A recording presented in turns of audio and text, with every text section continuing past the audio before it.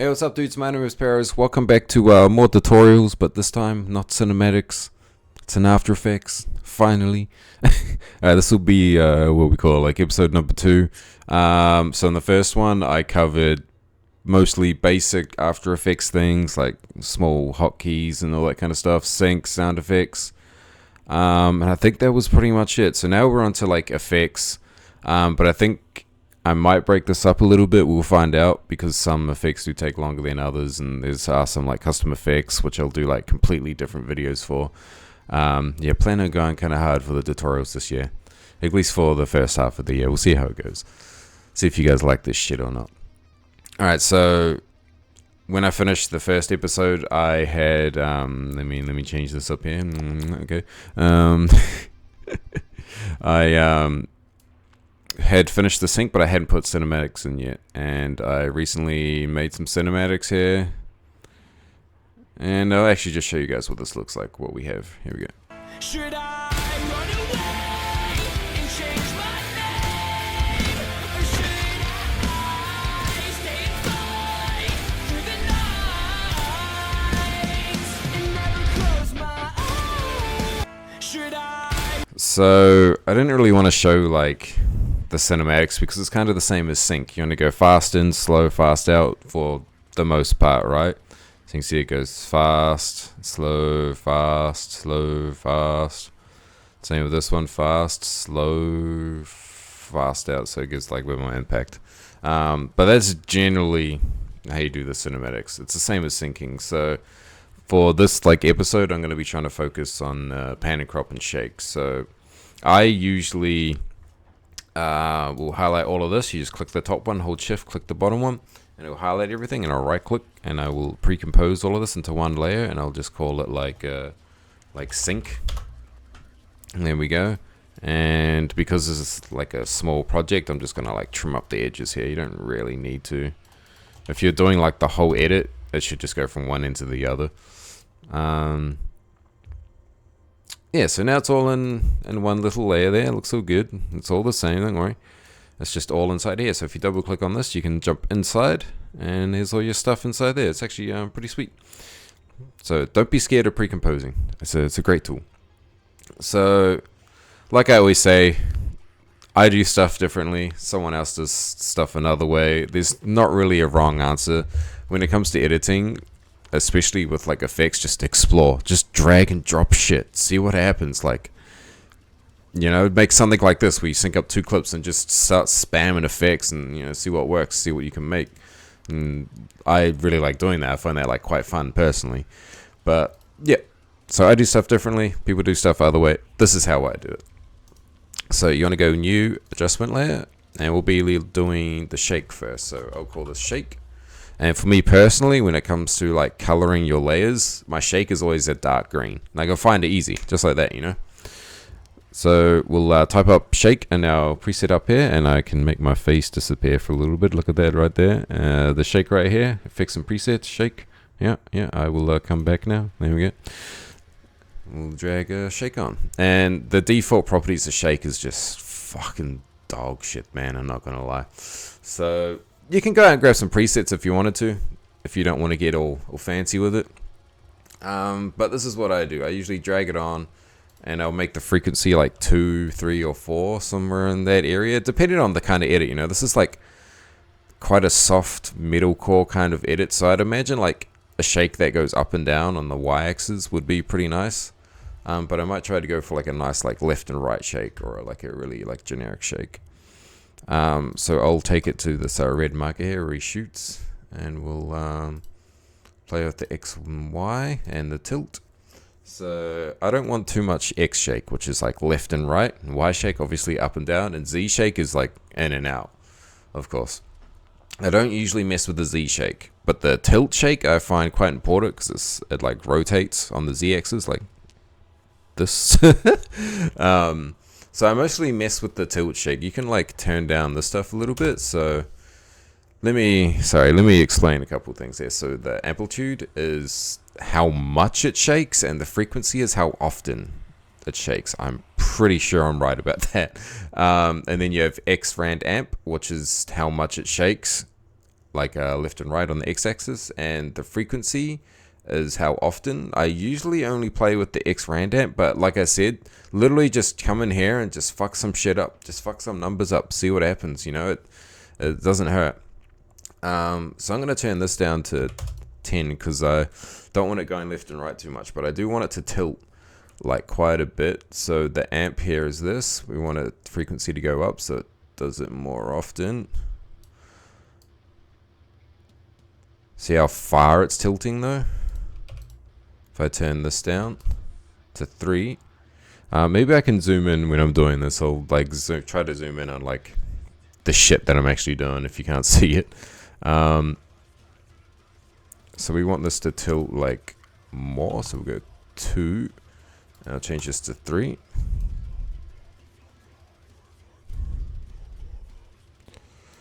We'll change the tilt phase to like 0.500.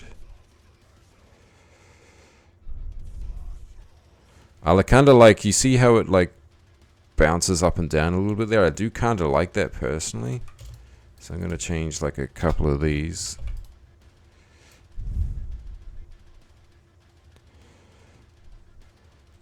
And we can also change this to like 1.5 to make it a bit more aggressive.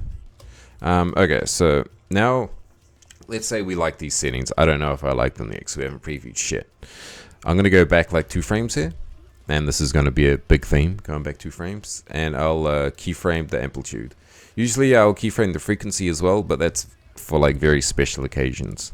And I'm going to put this keyframe here, my bad, on the marker, and I'm just going to put 0 behind it. So there's no shake there. Or you could have a little bit of shake, you can go 0.100, and it'll just have like a little bit of shake there, so it don't look too still. Alright, we'll do something like this, and then we'll go back to 0, or 0.100, and we'll easy ease these bad boys. Check them out. Just pull that in a little bit, maybe, depending on your preference. You can, you know, just play with it. You could go like this, see what this looks like. That's quite aggressive. Or you could have it like come down and sort of smoothly end. Something like that. Or you could even like lift this one up like this. You know, it might look kind of goofy, but you know.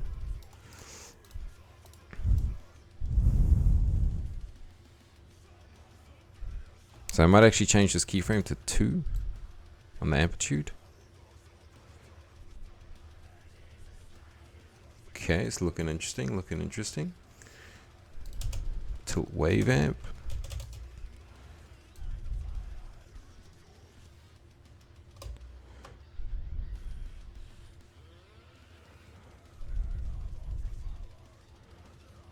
So I'm trying to decide whether I like that or not. I think that might be alright. So we'll go with that. So sometimes it's okay to copy and paste a couple of keyframes here and there, in my opinion. But obviously, you'll copy and paste it, right? Like we'll go like this. And this is a beat, so this might be alright. And then we'll copy and paste it here. But let's say because we got these 3 shots together, we want this to be a little bit different. We want it to be more intense. We can go like this, and we can change this to like 3, so it goes off a bit more.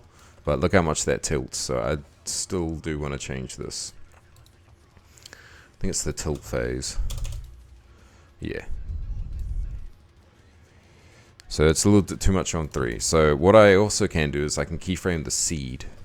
So if I keyframe the seed, and we go back to this keyframe, we go back 1. So we're on the second keyframe here from the actual shot.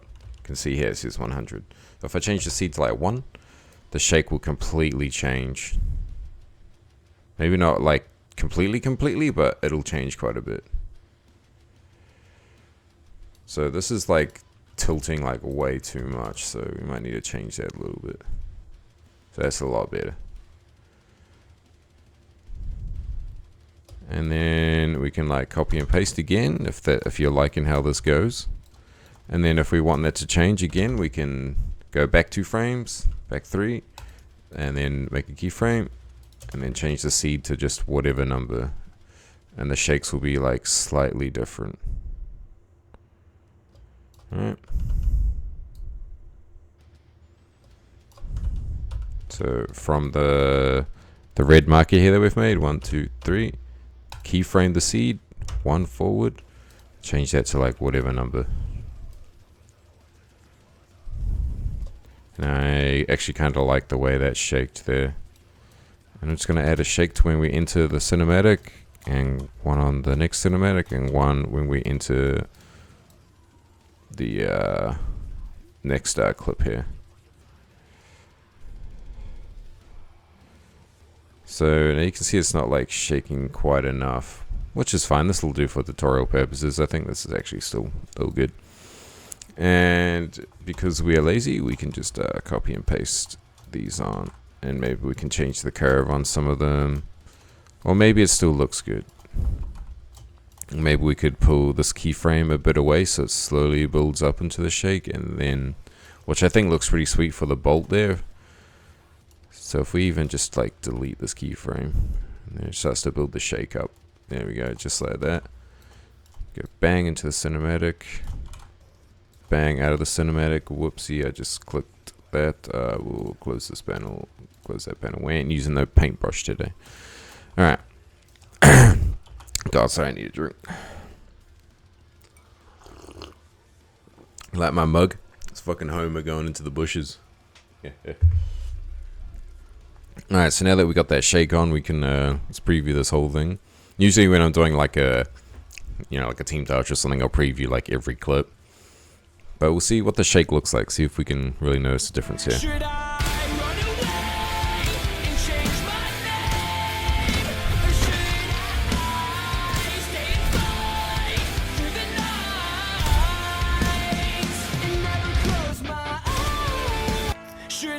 Okay.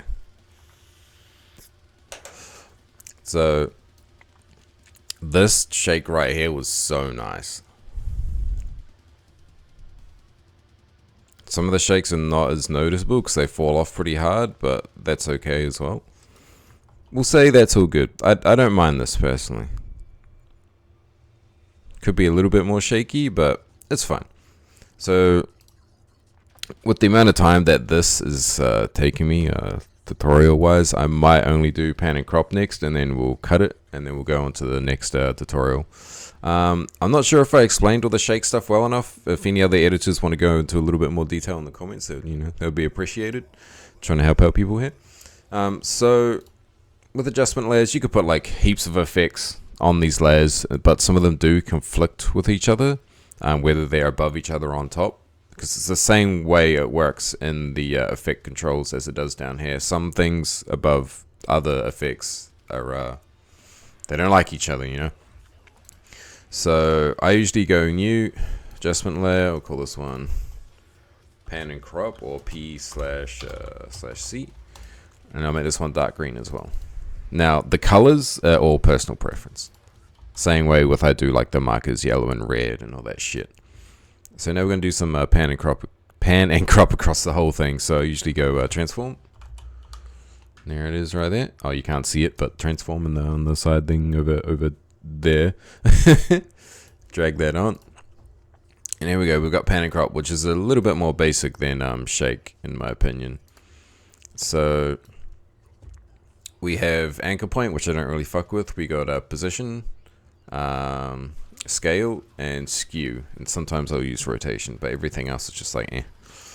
So I'll start over here on the first shot again. I'll usually go like back 2 frames, make a keyframe for position, scale, and skew, and we'll do rotation today, because why not? And then I'll open all the keyframes with U, and make sure you watch the previous tutorial to learn all the buttons and things, all the hotkeys. Sorry, God, I'm not explaining stuff well today. So if I highlight all these, and we'll ease them, and then I go 2 keyframes forward, and I'll usually, so actually with the scale, I usually put it on 101. There you go. Just so it's a little bit zoomed in, so we don't have any like clipping problems on the sides, which can happen. It just helps.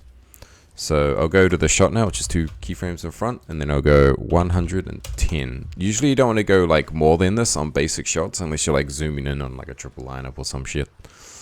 And you'll see that it'll go bang, and then I'll have it like come over here, and I'll just go back to 101, forward 110. So you see it looks like quite nice. And I'll actually come back here to the start, and I'll go 1 keyframe out, and we'll go in 1. We'll have it be 110, so it sort of looks, you know, sort of moves out like that and then goes in.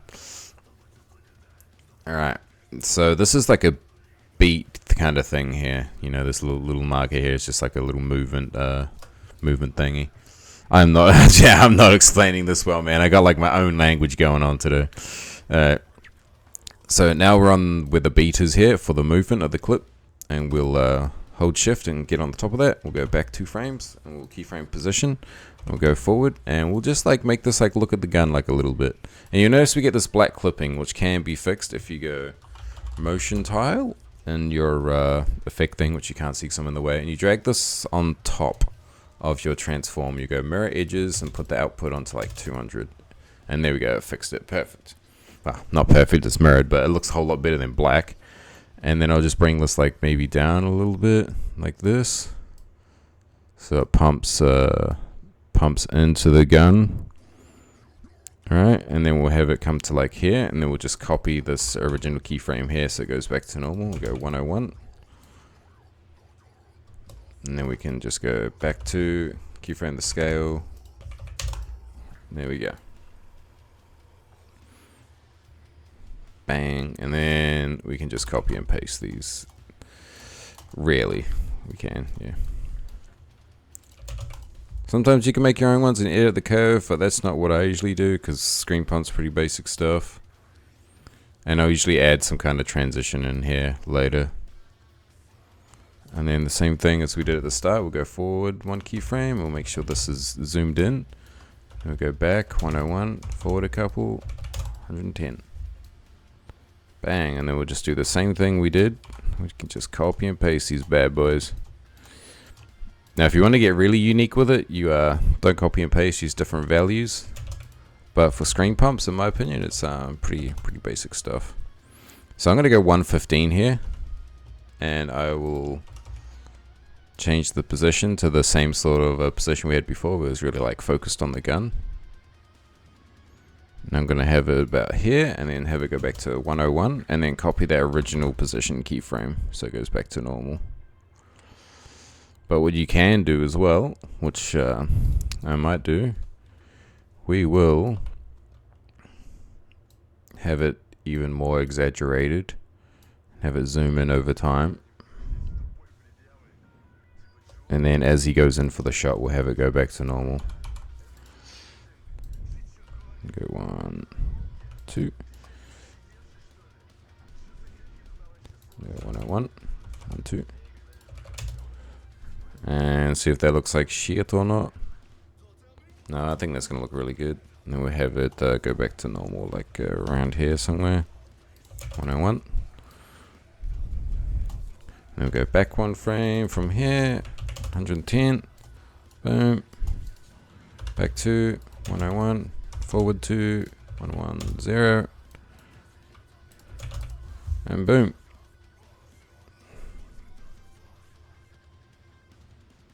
Nice. Now let's see how this looks.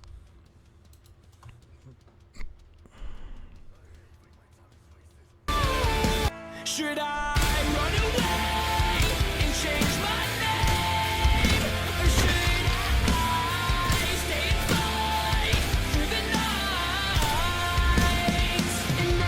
So here, with it being like super exaggerated on this, I would add like a bit of a bolt sound maybe. We could just go for like a really generic bolt sound. I'll maybe put that in later, but that's like pretty much like shake and pan and crop. I'm not sure if I explain things pretty well. I have a bad tendency to sort of start talking in my own language. I do it with my partner all the time. But hopefully you guys understood half of the shit that was going on here. I think I might leave it here because this has been going for 20 minutes. And I'll just make a few more videos doing effects and things. So the next video will be probably a little bit longer, doing more like actual like effects and color correction and all that whatnot. So I hope you guys are enjoying the series so far. I'm probably going to put the first upload today. I just wanted to get like an episode or 2 ahead, so I could, you know, consistently put these out for you guys, because I do want to do more like tutorials than anything else to help people out, because that's just something I enjoy doing. I remember being that guy that couldn't edit shit and wanted to learn, but no one was willing to teach, especially back in the day, the prime days of COD 4 and Modern Warfare 2. People were gatekeeping a lot, and I don't want to be like that. So yeah, I hope you guys are enjoying this shit. I'll catch you in the next one.